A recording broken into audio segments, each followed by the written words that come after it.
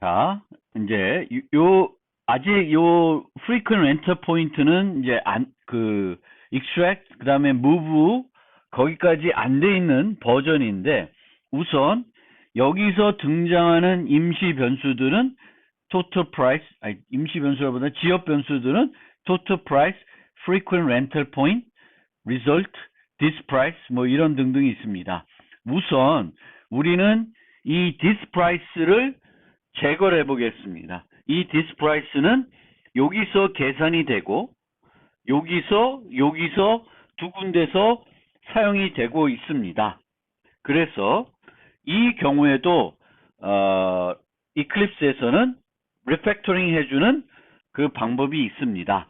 그래서 여기 보면 리팩토링에서 인라인이라고 하는 게 있습니다. 그래서 변수를 선택하고 인라인을 누르게 되면 inline to occurrence of local variable this price라고 되어 있습니다.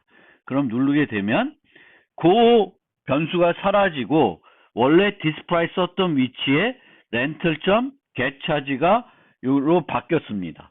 즉 임시 변수는 사라졌습니다. 이렇게 하는 것이 그 불필요한 임시 변수를 제거하는 리팩토링이 되겠습니다. 그런데 이렇게 되면 우리가 효율성을 생각할 때는 별로 아니냐. 지금 이 형태가 되면 여기서 getCharge는 호출되면 뭔가 계산을 할 거고요.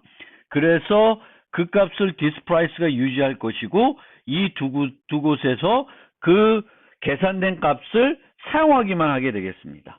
그런데 얘를 리팩토링해서 제거를 하게 되면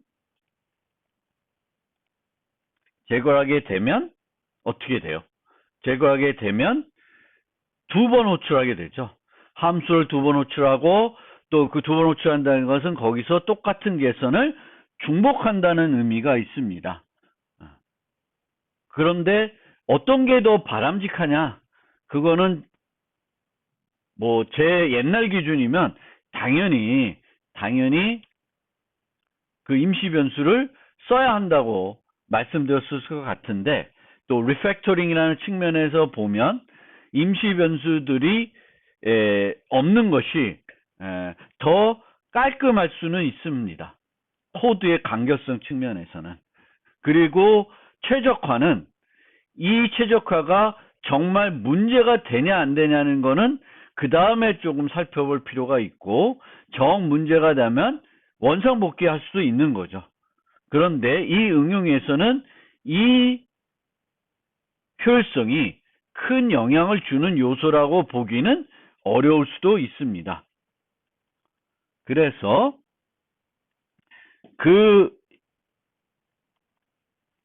그것을 모두 한 형태대로 바꾸면 이렇게 문장이 바뀌게 됩니다.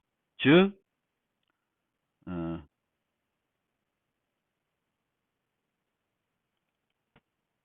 요 부분도 extract가 될 거고 extract 돼서 어떤 식으로 되냐면 이렇게 바뀌고 있습니다. 그래서 frequent points 이렇게 계산이 되고 그 다음에 result 계산되고 total price 계산되고 이렇게 됩니다. 그러면 최초 버전하고 비교해 보면 최초 버전은 이렇게 길었는데 지금 네 번째 리팩토링 하고 나면 이렇게 하나 둘 셋 넷 다 일곱 아홉 한 10줄 정도로 깔끔하게 정리가 되었습니다. 자, 그러면 여기까지 이제 리팩토링을 해봤는데 더 이상 개선할 부분은 없을까요? 많이 있겠죠. 그래서 조금 더 몇 가지를 살펴보면 우선 여전히 이 스테이트먼트는 좀 개선할 부분들이 있습니다. 특히 이 for문을 보면 이 for문은 반복문은 두 가지 일을 하고 있어요. 총 대여 금액을 계산하는 부분이, 세 가지 일을 하는군요. 총 대여 금액을 계산하고 있고, 요거죠. 총 대여 금액.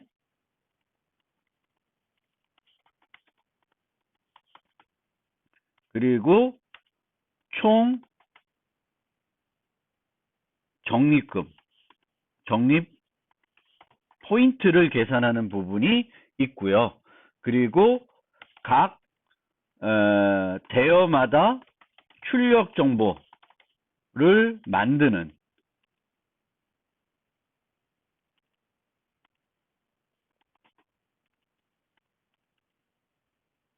각 대여마다 출력 정보를 만드는 일, 그 세 가지 일을 동시에 하고 있습니다. 보통 우리가 효율성을 생각하면 또 그 반복을 통해 여러 가지 일을 할 수 있으면 한 번 루프만 돌아가지고 그 일들을 모두 하도록 만드는 것이 어떤 효율성 측면에서는 바람직할 수 있는데, 대신에 응집성이라는 측면에서 살펴보면 한 루프에서 너무 많은 일을 하는 것일 수 있습니다. 그래서 얘를 어떤 식으로 바꿀 수 있냐 하면 이렇게 바꿀 수가 있습니다. 자, 보세요. 요 for 루프에서는 아까는 세 가지를 했는데 지금은 한 가지 일만 하고 있습니다. 무슨 일을 하냐면 각 대여마다 대여 정보를 출력할 정보를 만들어주고 있습니다. 그 다음에 그 밑에서 어떤 정보들을 출력해 줘야 되냐면 총 대여 금액, 그 다음에 총 요번에 적립되는 금액, 적립 포인트를 계산해 줘야 되는데 각각을 떼어냈어요. 여기서 얘네들을 떼어내고 또 get total charge와 get total frequency rental 포인트를 함수로 만들어 버렸습니다. 그러면 우리가 기존에 여기 주석된 걸 보면 한 루프가 한 번만 돌았는데 이제는 루프가 세 번, 똑같은 경우가 세 번 돌고 있죠. 여기서 한 번, 이 각각을 불렀을 때 한 번씩 부르고 있습니다. 그런데 요 각각의 그 함수를 보면, 메소드를 보면 응집성은 또는 코드의 가독성은 훨씬 높아졌다고 우리는 높아진 거죠. 높아졌다고 볼 수 있습니다. 그래서 이런 식으로 우리는 또 한 번 리팩토링을 할 수 있습니다. 요거를 이제 리팩토링 기술 중에 스플릿 루프라는 것이 있습니다. 루프를 쪼개는 거예요. 루프가 여러 일을 하면 각각 일을 하도록 쪼개는 거예요. 그러면 이렇게 쪼개고 나면 각각 쪼개진 것을 또다시 extract 메소드를 통해서 추상화할 수가 있습니다. 추상화할 수가 있어요. 그래서 분리해서 그렇게 분리해 놓으면 뭔가 수정을 해야 되면 이런 것들만 개별적으로 수정할 수 있죠. 분리해 놨으니까. 그래서 그런 이점이 충분히 있습니다. 효율성은 조금 떨어질 수 있는데 그 효율성보다는 코드의 간결성, 응집성, 가독성, 또 수정 용이성 이런 것들이 더 중요할 수 있다. 성능이 매우 크리티컬한 그런 응용이 아니라면 이 코드가 훨씬 더 효과적인 코드라고 주장하는 것이 마틴 파울러입니다. 리팩토링. 그 저자의 주장입니다. 그래서 여러분들도 코드를 이런 식으로 만드는 게 한번 생각을 해보시면 좋겠습니다. 그리고 또 하나 우리가 살펴볼 게, 자, 우리가 최초에 무브를 하면서 요 get charge와 get frequent rental points를 렌탈로 옮겨왔어요. 근데 보면 여기서 보면 또 get price code와 get movie는 이 렌탈 거가 아니에요. 누구 거예요? movie 거죠. 그러면 얘를 한 번 더 무브를 할 수 있습니다. 그래서 어디로 옮겨오냐? 무비로 옮겨오는 거예요. 무비로 옮겨와서 자 이제는 요 스위치문에 들어가는 조건문에 들어가는 그 조건식 사용되는 멤버 변수가 이 클래스 거가 되죠. 예전에 렌탈에서는 누구 것이 됐어요? 렌탈에서는 무비 거가 됐었는데 렌탈 거가 아니라 지금은 무비로 옮겨오면 실제 이 클래스 거가 맞게 되는 거죠. 그래서 무비 쪽으로 옮겨왔습니다. 그리고 렌탈에는 어떻게 되냐면 이렇게 바뀌었어요. 그래서 아까 그 PPT에서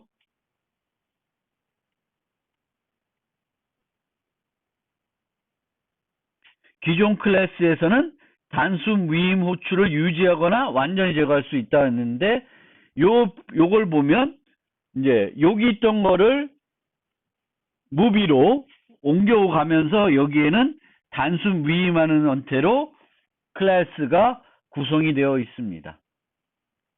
그래서 이제 최종적으로 클래스를 보면 커스터머 클래스가 되게 하나 둘 셋 뭐 이런 메소드 있는데 메소드 크기들은 되게 작아졌죠. 늘어났지만 작아졌습니다. 무비도 이런 식으로 되어 있고 렌탈도 이렇게 되어 있습니다. 그래서 주석된 걸 싹 제거하고 보면 나름대로 되게 깔끔한 코드가 되었다고 볼 수가 있습니다. 그러면 다시 또 PPT로 돌아가서 PPT를 좀 살펴보고 코드로 돌아오겠습니다. 자, 아주 깔끔한 형태대로 이제 코드가 리팩토링이 됐는데 더 할 건 없나 이제 살펴볼 필요가 있는데요. 요거는 이미 설명드린 부분이고요.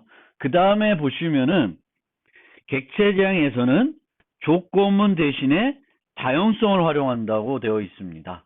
즉, replace condition with polymorphism 또는 replace type code with state 또는 strategy 이런 리팩토링이 있습니다. 즉, 아까 그 무비 클래스에 보면 이제 그 최신 영화,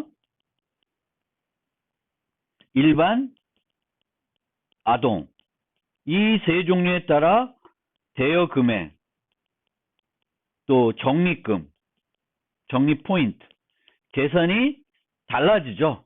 이 부분들을 스위치문을 이용해서 구현하고 있는데 이 스위치문을 제거할 수가 있죠.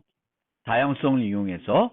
그런데 이 다양성을 이용할 때 두 가지, 여기는 이렇게 복잡하게 써놓지만 크게는 isA를 이용하는 방법, hasA를 이용하는 방법이 있겠습니다. 즉, 무비를 regular movie, children movie, new release movie 이런 식으로 바꿀 수 있습니다. 상속을 해서 만들 수가 있습니다. 그러면 이 무비가 어떤 무비냐에 따라서 여기서 getCharge들이 다 저절로 계산이 되겠죠.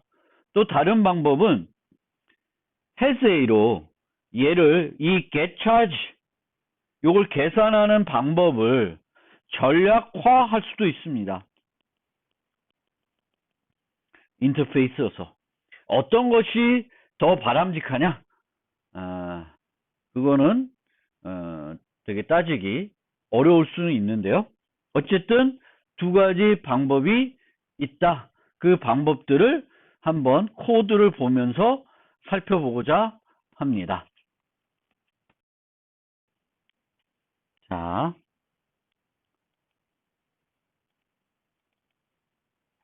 무비에 이런 getCharge와 getFrequentPoints가 있는데 얘는 이 세 가지 종류에 따라서 다르게 동작을 하고 있습니다. 그러면 이 부분은 객체 지향 있는 다양성 기능을 이용해서 어떻게 바꿀 수 있는지 살펴보겠습니다. 두 가지 방법이 있다 그랬죠. has a를 이용하는 방법, is a를 이용하는 방법. 먼저 has a를 이용하는 전략 패턴화하는 방법을 살펴보겠습니다. 그러면 자, 무비에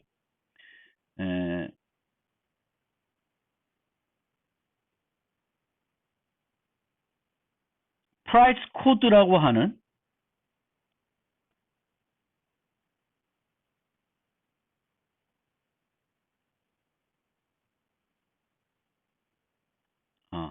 set price code라고 하는 걸 만들고 set price code라는 걸 만들고 set price code하고 얘는 무슨 타입이야? price. 여기 있구나.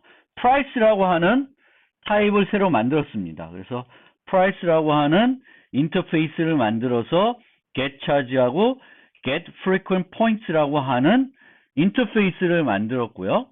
이 인터페이스를 구현하는 세 가지 클래스를 만들었습니다. children price, 아동 영화 대여금과 적립금, 그 다음에 new release price, 최신 영화 대여금, 적립금, 그 다음에 일반 영화 price를 이런 식으로 만들었습니다.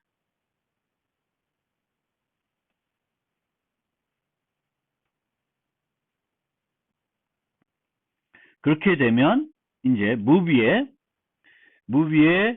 요 변수가 하나 들어가고요. 그 다음에 전력 패턴이지만 이런 식으로 관계를 주입하는 게 아니라 이 안에 다 코드가 연결이 되어 있습니다. 별도로 놀고 있어요. 왜냐하면 여기에 종류를 나타내는 열거형이 있고 그 전략과 대응되는 요 열거형, 그 종류와 대응되는 그 전략 객체가 따로 있습니다. 그래서 이 전략 객체는 이 프라이스 코드가 뭐냐에 따라서 결정이 되고 있습니다. 그래서 요 형태는 그렇게 바람직한 형태는 아닙니다. 그래서 근데 기본적으로 이렇게 has a로 바꿔서 이런 식으로 요 get charge와 get frequent rental points를 조건문을 없앨 수 있습니다. 근데 그 조건문이 없어진 대신에 요게 들어간 거죠. 그래서 요거는 별로 또 바람직한 형태가 아니니까 요걸 좀 더 개선하면은 어떻게 할 수 있냐면은 이 원래 무비에 만들었던 이 열거형 자체의 기능을 추가하는 겁니다. 그래서 price code라고 하는 거에다가 get charge라는 메소드들을 만들고 이렇게 만들어 놓으면 그러면 무비가 되게 간단해지죠. 여기서 price code를 세팅해 주면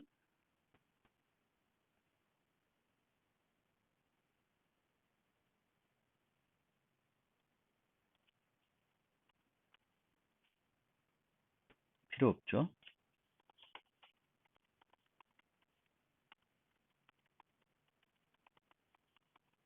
생성자에서 이 영화의 종류만 세팅해 주면 이 price code는 전략 패턴을 그 전략들을 갖고 있기 때문에 이런 식으로 price code get charge, price code 하면은 다양성이 다 만족이 되겠습니다.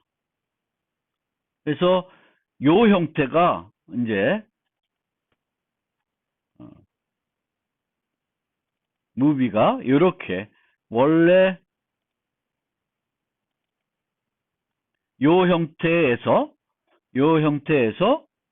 이제 요 형태로 바꾸고 있고 프라이스 코드는 이제 열거형은 전략들을 갖고 있는 형태대로 만들어져 놓았습니다. 그래서 이렇게 해가지고 원래 이 무비에 있던 이 조건문을 다양성을 이용해서 개선을 하고 있습니다. 그 다음에 이제 has a가 아니라 is a를 이용해서 해결하면 무비는 이제 있고요. 무비는 있고 그 다음에 children movie, new release movie, regular movie 등등으로 이렇게 상속해서 이제 그 각각 무비에 대한 특성들을 구현을 해야 됩니다. 그러면 실제 사용할 때는 이런 식으로 이 regular movie, new children movie, new release movie 이런 식으로 되는 거고, 그 전에 해수의 관계에서는 여전히 뭐 이런 식으로 Avengers Infinity War, Price Regular 뭐 이런 식으로 이제 만들어지는 거와 형태가 되겠죠. 그래서 이제 그러니까 is의 형태로 이런 식으로 만들 수가 있습니다. 그렇게 해가지고도 원래 무비가 갖고 있던 코드들을 개선할 수가 있습니다. 이제 abstract class가 되고 이제 이렇게 만들어지게 되겠습니다. 이게 이제 그 마지막 리팩토링이 되겠고, 하나를 더 살펴보면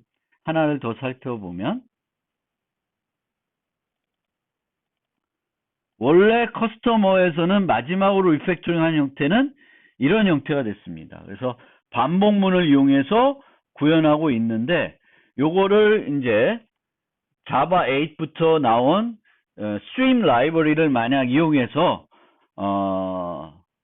반복문을 없애고자 한다. 그러면 이런 식으로 처리할 수 있습니다.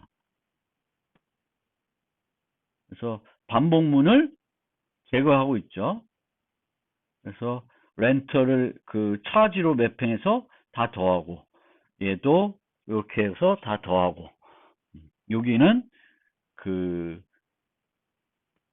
콘캣 결합하는, 뭐 조인 써도 되는데 이렇게 콘캣 해가지고 결합하는 형태로도 이런 식으로 만들어서 그 반복문을 사용하지 않는 형태로 할 수도 있습니다. 그리고 이제 스트링을 플러스 이퀄로 하니까 그것도 비용이 별로면은 이런 식으로 빌더를 만들어서 어펜드 하거나 또는 조인 해가지고 만들 수도 있고요. 여러 가지 형태대로 이 코드 자체를 추가적으로 효율성을 높이기 위해 개선할 수는 있습니다. 물론 이 맵을 쓰는 건 효율성은 또 그냥 폼을 쓰는 거랑 누가 더 좋냐, 이거는 또 논쟁할 게 많지만, 이제 이 플러스 이퀄은 비용이 많이 들어가는 거예요. 그래서 플러스 이퀄보다는 어펜드나 조인 형태를 쓰는 것이 효율성은 더 높일 수 있는 요소가 됩니다. 그래서 요 8번째 것도 한번 이제 살펴보시길 바라겠습니다. 그러면 다시 PPT로 가서 남은 리팩토링 관련된 설명을 이어가겠습니다. 그 마틴 파울러 책에 있는 그 비디오 가게의 예제를 가지고 리팩토링을 소개해 드렸습니다. 그래서 리팩토링은 그 만들어진 코드를 코드의 구성이나 설계를 개선하는 것입니다. 그래서 최종적인 어떤 모습은 이런 모습이 되고 있는데요. 여기서 한 가지 여기 적혀 있는 것을 살펴보면 The true test of good code is how easy it is to change it. 요거를 우리가 꼭 명심해야 될 것 같습니다. good code, 좋은 코드의 실제 그것이 정말 좋은 코드인지 테스트해 볼 수 있는 것은 얼마나 그 코드를 쉽게 바꿀 수 있냐, 기능을 추가하거나 바꿀 수 있게 만들어져 있느냐, 거기에 있습니다. 그래서 최초 코드와 비교해서 개선된 코드가 얼마나 개선되어 있는지는 여러분들이 한번 생각해 보시길 바라겠습니다.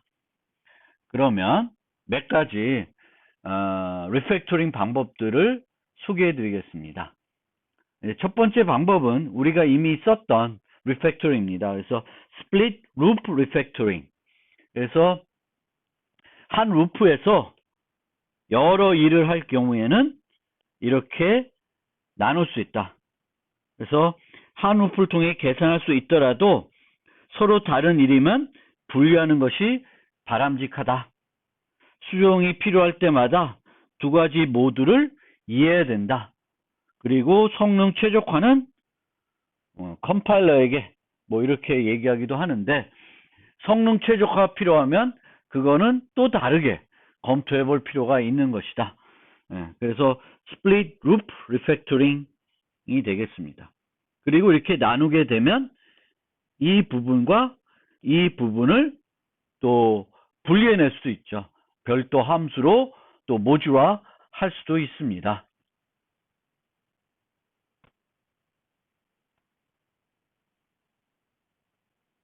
그 다음에 parameterized function refactoring 이렇게 되어 있습니다. 수치 상수만 차이가 있는 유일한 이를 수행한 두 개의 함수가 있다면 4개 변수 추가하여 중복을 줄일 수 있다. 그래서 이런 식으로 10% raise, 5% raise가 있으면 raise 하나의 함수로 팩터를 줘서 그 팩터를 이용해서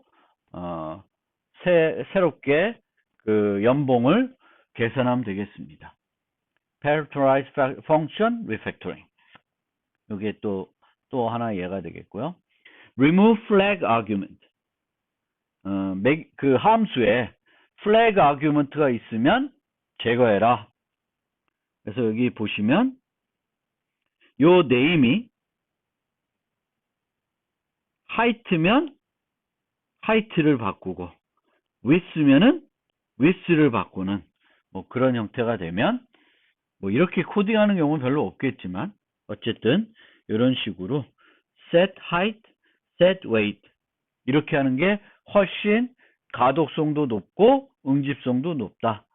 flag 인자란 호출한 함수가 어떤 로직을 수행하는지 결정하게 하는 인자를 말합니다. 어떤 로직. 그러니까 내가 이 flag 값을 뭘 주냐에 따라서 이 함수가 어떻게 동작하는지를 결정하게 되겠죠. 그런데 이런 flag 인자를 사용하게 되면 어떤 종류의 메소드가 제공되는지 알기 어려울 수 있습니다. 특히 불리언 플래그를 사용해야 할 경우에는 그것의 의미를 알기가 매우 부적절할 수 있습니다. 알기 어렵기 때문에 매우 부적절할 수 있다. 그래서 뭐 book concert 예매를 하는데 예약을 하는데 불리언 is premium 그러면 이제 그 VIP들이 뭔가 예약을 하는 거겠죠. 프리미엄 예약. 그래서 얘가 true면 프리미엄으로 예약을 하고 false면 안 하는 거죠. 물론 이 코드를 보면 이 불리언 함수가 뭘 하는지 좀 이해는 되겠지만 이 같은 경우도 book, concert, premium concert, book, normal concert 뭐 이런 식으로 나누는 것이 코드 가독성의 향상이 된다라는 것입니다. 이런 리팩토링이 엄청나게 많이 소개가 되어 있어요. 그 책에는. 이 리팩토링의 종류는 어마어마하게 많고 또 많은 리팩토링 중에 그 설계 패턴하고 연관된 리팩토링들은 제가 설계 패턴을 각각 설명하면서 또 소개해 드리고 있습니다. 그래서 그렇게 여러분들이 이제 리팩토링 어떤 경우에는 어떤 리팩토링들을 할 수 있는지는 한번 그런 책을 갖고 한번 살펴보는 것도 여러분들의 개발 능력을 향상하는데 도움이 될 것 같습니다. 그래서 리팩토링의 원리에 대해서 조금 이제 살펴보면 리팩토링이란 관찰되는 행위의 변화 없이 코드의 가독성과 수정 용이성을 향상시켜서 향상시키기 위해 소프트웨어 내부 구조를 변경하는 것입니다. 심지어 리팩토링 전에 버그가 존재하였으면 리팩토링 후에도 같은 버그가 남아 있어야 됩니다. 물론 우리가 리팩토링 하면서 그 몰랐던 버그를 알게 돼가지고 수정을 할 수 있겠죠.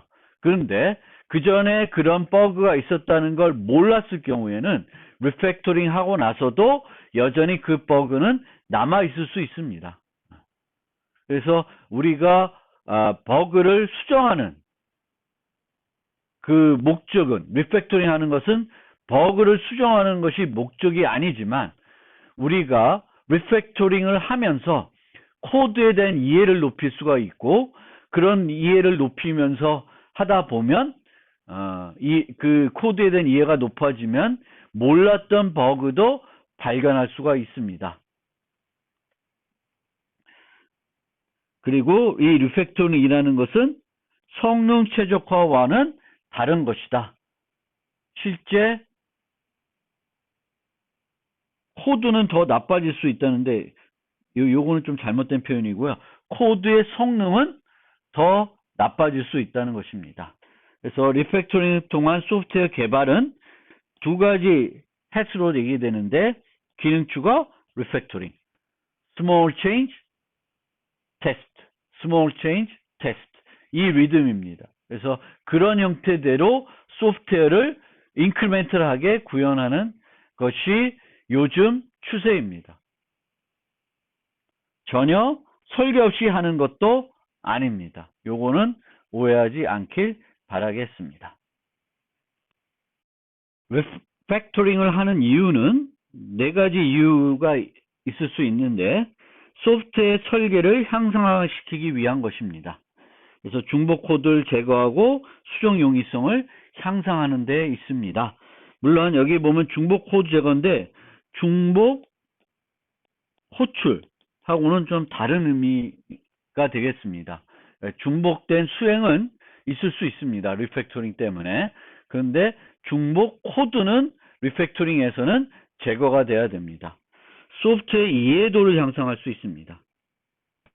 그래서 리팩토링 하는 과정을 통해서 소프트웨어에 대한 이해를 높일 수 있습니다. 그리고 이렇게 리팩토링 하면 다른 사람들, 그 코드를 읽는 사람들한테 도움이 줄 수가 있습니다. 그 코드가 향상되어 있기 때문에요.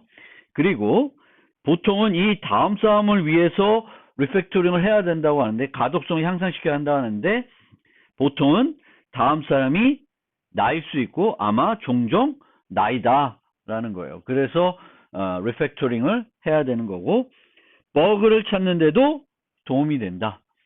리팩토링 통해 가독성이 향상되고 코드에 대한 이해도가 높아지면 생각하지 못했던 버그를 발견할 수도 있습니다. 우리가 코드에 오류가 있을 때도, 그 버그를 찾고자 할 때도 리팩토링을 시도해 볼 수도 있습니다. 프로그램을 개발하는 속도를 향상시킬 수도 있습니다. 우리가 스몰 테스트, 스몰 체인지 테스트, 스몰 체인지 테스트 이런 식으로 개발하면 속도가 더 느려진다고 생각할 수 있는데, 전체적인 생산성을 고려하면은 더 빨리 완성도 높은 소프트웨어를 만들 수 있게 됩니다. 소프트웨어가 잘 설계되어 있을수록 소프트웨어 개발 속도는 높을 수가 있습니다. 속도는 빨라질 수가 있게 되겠습니다. 언제 리팩토링을 해야 하나? 시점 1, Rule of Three라는 게 있습니다. 유사한 것을 3번 하면 그것을 바꾸는 것이 더 낫다. 반복적인 거를 3번 하게 되면 그 반복을 하지 않도록 하기 위해서 코드를 바꾸는 것이 필요하다. 그 다음에 새로운 기능을 추가하거나 코드 수정이 필요할 때, 새로운 기능을 추가하기 전에 리팩토링하고 기능을 추가를 시도하는 것이 더 효과적일 수 있습니다.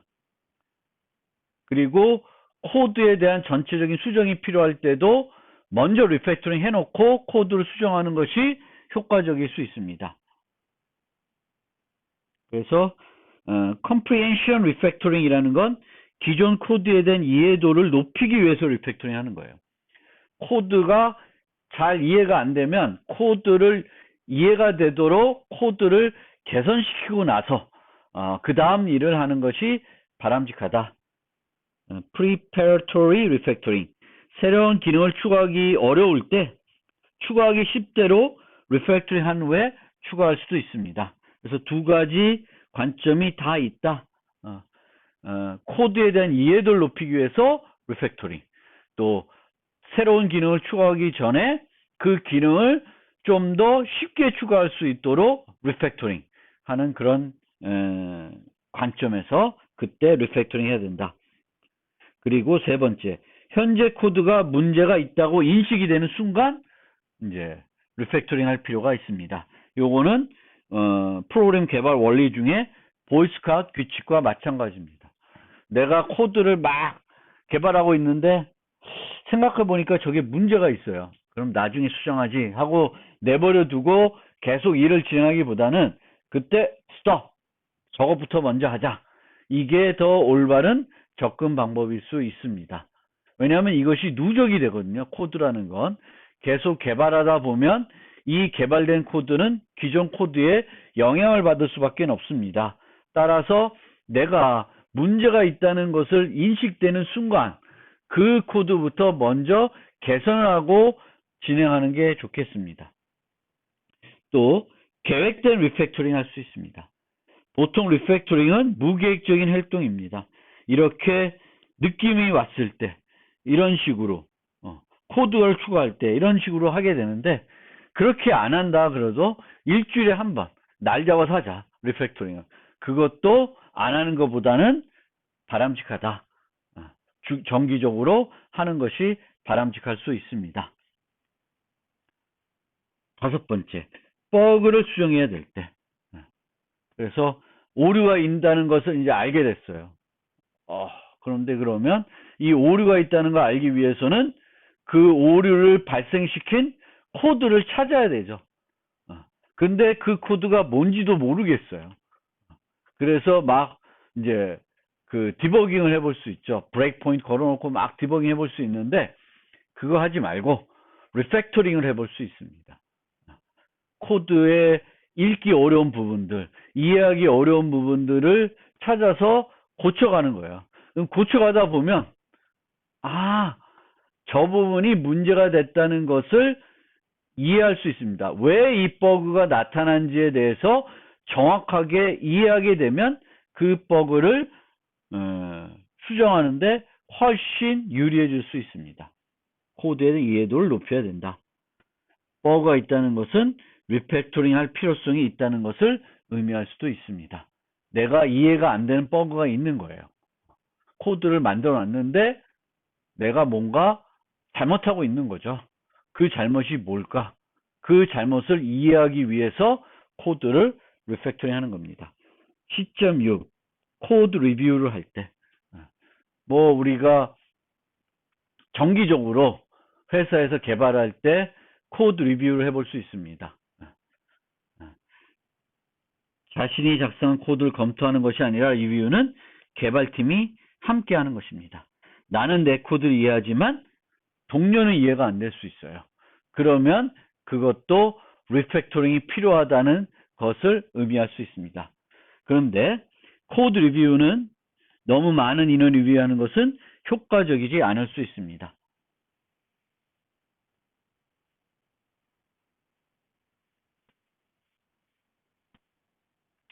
설계 리뷰와는 또 다른 거예요.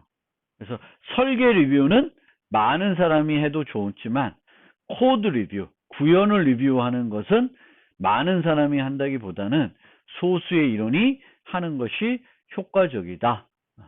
또 어떤 수준이 비슷한 사람들 같이 하는 것이 좋겠습니다.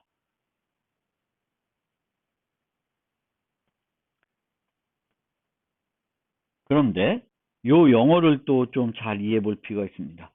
Do not justify refactoring in terms of clean code, good engineering practice, but in terms of fast development. 이 얘기는 뭐냐면 우리가 개발자가 또는 팀장이 리팩토링 좀 자주 해라 라고 하면 그 개발자들이 그것이 잘 받아들이지 않을 수도 있어요. 너 리팩토링 안 하면 코드가 클린하지 못하다. 그리고 이 리팩토링 하는 것은 좋은 공학, 꼭 해야 되는 일이다. Good engineering practice다. 라고 얘기한다기보다는 너 리팩토링 하면은 개발 속도를 높일 수 있다. 그리고 실제 개발 속도를 높일 수 있습니다. 그래서 팀장이나 또는 그런 어떤 또 비전문가들한테 리팩토링이 꼭 필요한 거라는 걸 설득할 때 이게 원래는 중요한 거지만 맞는 사실이지만 거기에 초점을 둬서 설득하지 말고 요거를 초점을 둬서 설득하라고 마틴 파울러는 얘기를 하고 있습니다. Fast Development. 리팩토링을 하면 생산성이 높아진다. 그러면 누구든지 좋아하죠. 개발자가 아니든 간에 회사의 사장도 리팩토링 해야 생산성이 높아진다. 더 빨리 코드를 만들 수 있다. 더 훌륭한 코드를 만드는 것도 맞지만 그걸 자꾸 강조하다 보면 그게 이제 컴퓨터 공학을 전공하지 않거나 또 전공을 했어도 그런 마인드가 없는 분들한테 리팩토링 해야 됩니다 라고 얘기하기보다는 이제 그 생산성을 높이는 기술이다. 그거를 꼭 우리가 얘기를 해야 되는 거고 여러분들도 그거를 인식해야 되는 겁니다. 리팩토링의 문제점.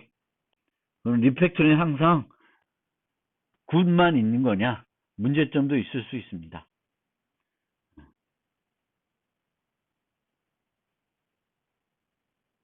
수정이 안 됐네. 자, 데이터베이스. 데이터베이스를 변경하는 것은 되게 어려울 수 있어요. 그러니까 데이터베이스의 스키마를 리팩토링 할 때 이 스키마와 단단히 연결되기 때문에 리팩토링 하는 것이 어려울 경우가 많이 있다. 두 번째는 메소드의 서명을 변경해야 되는 경우. 이 메소드의 서명은 그 코드 자체는 내 소유가 아닐 수 있고 바꿀 수 없을 수도 있어요. 그러니까 내가 이렇게 호출하고 있는데 호출해서 어떤 기능을 만드는데 이 코드 자체가 조금 문제가 있는 거예요. 그래서 이 코드 자체를 수정하고 싶은데 못할 수 있습니다. 그래서 리팩토링 하기 위해서는 얘를 좀 바꾸고 싶은데 얘는 내 소유도 아니고 다른 팀원 거고 또 그것을 바꾸기가 어려울 수 있습니다. 그러면 이제 두 개를 다 유지하는 방법도 있을 수 있고 어쨌든 이런 메소드의 서명 자체를 바꾸는 것은 기술적으로 또는 실제 그 환경에 따라서는 가능하지 않을 수 있다라는 겁니다. 그리고 이런 어려움들 때문에 메소드의 서명을 공개하는 시점은 최대한 지연하는 것이 바람직할 수 있습니다. 그리고 리팩토링 하기 위해서는 견고한 테스트가 꼭 필요합니다. 그리고 레가시 코드를 리팩토링 하는 것은 쉽지 않을 수 있습니다. 아주 오랫동안 사용했던 코드를 바꾸는 것은 쉽지 않을 수가 있습니다. 내가 현재 그냥 개발하고 있다. 무에서 개발하고 있으면 내 코드를 내가 수정하는 것은 큰 문제가 안 될 수 있는데 한 10년 동안 사용했던 코드예요. 그 코드를 수정하는 것은 또 간단한 문제가 아닐 수 있습니다. 걔를 수정하면은 또 그것 때문에 수정해야 되는 것들이 너무 많을 수가 있습니다. 그래서 그런 것들이 이제 리팩토링 할 때 걸림돌이 될 수가 있고요. 소프트웨어 설계 자체를 변경하는 것은 또 큰 이런 같은 이유에서 어려움이 있을 수 있습니다. 그러니까 이것도 내가 처음부터 내가 이제 만들어 간다 그러면 뭐 소프트웨어 설계를 원래 바꾸는 것도 필요한 거죠. 리팩토링의 과정에서. 그런데 이제 이게 그, 그 리팩토링을 하면서 이렇게 여러 파트로 나눠져 있을 때 이 파트에 있는 설계 자체를 이쪽 팀에서 바꾸는 것이 가능하지 않을 수도 있습니다. 쉽지 않을 수도 있어요. 그래서 그런 리팩토링의 문제점들. 그러니까 전체적인 코드가 어떻게 구성되어 있고 어떤 파트가 언제 만들어져 있고 누가 만들고 있고 내가 이쪽 파트에 있는 것까지 수정할 수가 있는 것인지, 나는 요 파트에 대한 책임졌으면은 이 파트에 있는 이 파트와는 좀 독립적인 리팩토링은 언제든지 가능하겠지만 다른 파트와 연동되는, 또 이걸 리팩토링 과정에서 여기 것까지 뭔가 수정이 필요하다고 생각하면 그 부분들은 어려울 수가 있다는 거예요. 그거는 3번도 5번도 비슷한 얘기일 수 있고 2번도 비슷한 어떤 문제점일 수 있습니다. 마지막 슬라이드입니다. 언제 하지 말아야 되냐? 리팩토링 대신에 처음부터 재생산하는 것이 더 바람직할 때. 두 번째로는 마감 시간이 다 되었을 때. 뭐 너무 당연한 얘기 같아요. 그렇죠?